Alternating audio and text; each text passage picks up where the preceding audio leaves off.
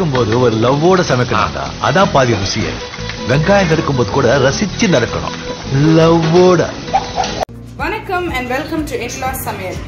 இன்னைக்கு நம்ம டிஃபன் இல்ல டின்னர் இல்ல சாப்பாடுக்கு கூட ஒரு ஈஸியா மல்லி புதினா துவையல் எப்படி செய்யுதுன்னு பார்க்கலாம்.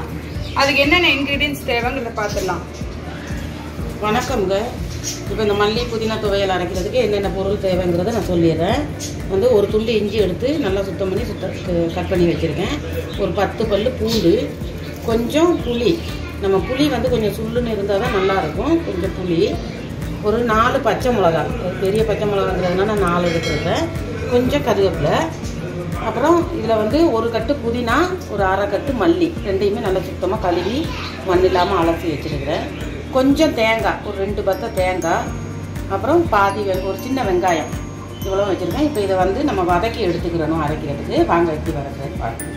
ஒரு கடாய் அடுப்பில் வச்சுட்டு ஒரு 2 கரண்டி எண்ணெய், சின்ன கரண்டியில் 2 கரண்டி எண்ணெய் ஊற்றிருக்கிறேன்.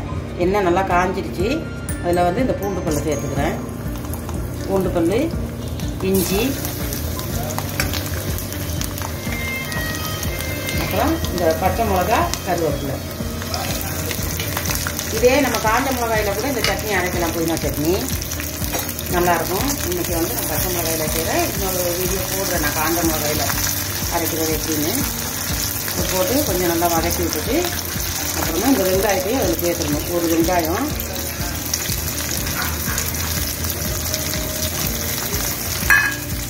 அதையும் சேர்த்து நல்லா வதக்கி விடணும்.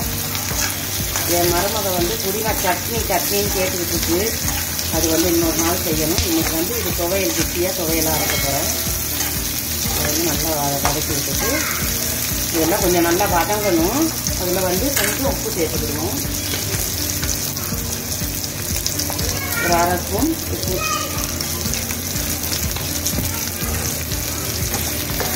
இந்த புதினா துவையல் ரொம்ப டேஸ்ட்டாக இருக்கும். நம்ம ஒரு ரசம் காலத்துக்கு கூட கொட்டுக்கு சாப்பிட்டா நல்லாயிருக்கும். வெறும் புதினாவும் போட்டு அரைக்கலாம். அதிலே கொஞ்சம் மல்லியும் சேர்த்துக்கலாம். மல்லி கீரை நான் சேர்த்துக்கிறேன். இது இப்போ நல்லா வதங்கட்டும். அது வரைக்கும் வெயிட் பண்ணேன். இப்போ கொஞ்சம் வதங்கிடுச்சு பாருங்க. லைட்டாக ஒரு பொன் நேரமாக வந்துருக்கு. ரொம்ப கருக விட வேண்டாம். இந்த அளவு வதங்கணுன்னு இப்போ நான் ஒரு சின்ன எலுமிச்சம்பழம் சைஸ் புளி சேர்த்தா நல்லது தான். ரொம்ப சில்லுன்னு இருக்கும். புளியை சேர்த்து கொஞ்சோண்டு தேங்காய் அதையும் இதில் சேர்த்துக்கிறேன். சேர்த்து நல்லா கிண்டி வச்சுங்க. பச்சை மிளகாயெல்லாம் நல்லா வதங்கிடுச்சு. இப்போ நம்ம இந்த புதினா மல்லி இதெல்லாம் சேர்த்துக்குவோம்.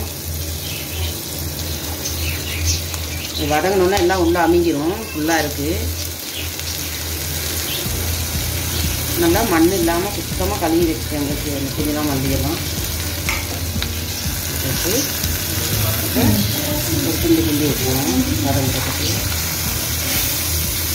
பாருங்க, சட்டி ஃபுல்லாக இருந்துச்சு. எப்படி வதங்கினோன்னு உள்ளே அமிங்கிடுச்சு எல்லாம்.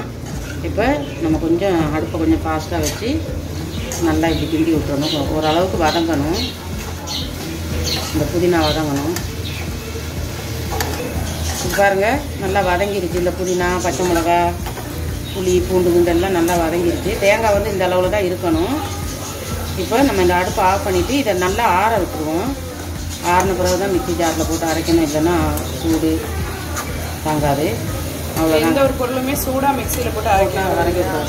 இப்போ நம்ம அடுப்பை ஆஃப் பண்ணிடுவோம். இப்போ கொஞ்சம் நேரம் ஆறட்டும். இப்போ நல்லா ஆறிடுச்செல்லாம். சுத்தமாக சூடே இல்லை. இப்போ இந்த சின்ன மிக்ஸி ஜார் ஒன்று எடுத்துக்கோங்க. எடுத்து எல்லாமே இதில் போட்டுட்டு, சின்ன ஜார் போடும். கொஞ்சமாக தானே இருக்குது.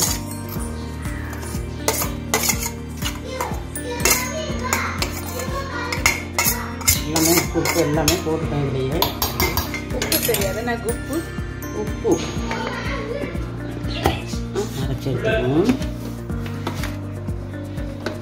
தண்ணியே ஊற்றக்கூடாது. தண்ணி ஊற்றினா கொலன்னு ஆயிடும். நல்லா இதை கிண்டி விட்டுட்டு இன்னும் ஒரு சுற்றி வச்சுட்டு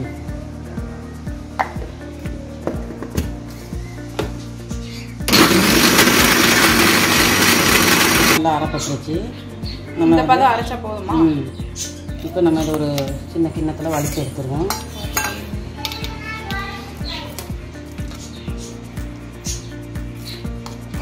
சாம்பார் வச்சுட்டு நமக்கு தொட்டுக்கிறதுக்கு வேணும்னா இந்த மாதிரி ஒரு புதினா சட்னி அரைச்சிட்டா சூப்பராக இருக்கும்.